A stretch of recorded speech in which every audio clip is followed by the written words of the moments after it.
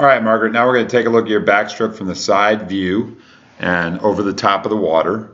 Again, I point out in the underwater camera that your head is a little high. You can just see it here. I would like to see that head back and the chin not against your chest. So you can see the chin right there is pretty much right on your chest, and you can just see the angle of the head is really high. So you're kind of lifting it out of the water. What that does is make your hips ride low. So it creates a little bit more drag. So we want that head back just a little bit more in the water, a little more of the top of the cap just barely out of the water, and you're looking more towards the ceiling. And then the other thing is we can see you're kind of looking towards the side wall. So you're kind of looking to the right side a little bit. So the head's moving a little bit. We want to be a little straighter with that and keep your eyes right at the ceiling. Right there they go to the ceiling, and you just can see how high the head is. Now, this shoulder coming out of the water is good, and we won't see it as much on the left side as far as the left shoulder. When the right hand's entering, you won't see that left shoulder as high, and that causes some of the overreach that we saw in the front view. That's good. Got the shoulder clean. Again, I would like to see this hand straighter. It's, one of the problems you're having is you turn that hand in, so the arm's here and the hands turn inward. We want at least straight or even a little bit turned outward as we're coming over the top with our stroke. I think that would help keep that elbow straight by turning the hand in. I think it helps bend that elbow and then create some of the overreach that you're experiencing on that side. As you're coming over the top, you turn the hand pinky first right there. That's good. But you can just see it's kind of reaching right behind the head. And the front view will give you a lot more of a better angle to see that. Now you can see from here, your head kind of falls back, kind of moves. So you're in a better position here. The head can be a little bit further back, but the chin is away from the chest at this point. Okay, and then you can see that you look really high in the water. This is what we want. Your chest is high and your hips are higher in the water, and you're closer to the surface of the water. And in backstroke, that's where we want to be at that entry.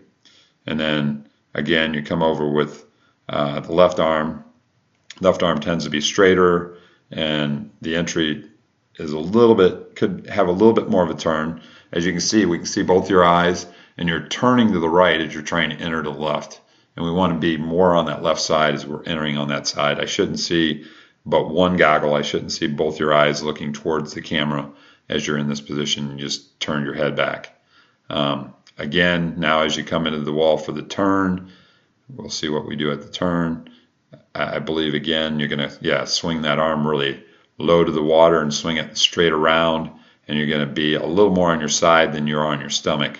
I would like to see you turn a little bit more with your chest down, more on your stomach, and I would like to see more of a high elbow freestyle stroke directly towards the wall, and you attacking that wall a little bit quicker into that turn rather than swinging that arm around for that last stroke. You come over on the turn, again, feet together. We want them a little more separated. We'll see the streamline of the kick out once we look at the underwater view, so a little more difficult to see here, but you can see your head position. You're using your head to get up out of the kick out, and we really want to use our hands, not our head.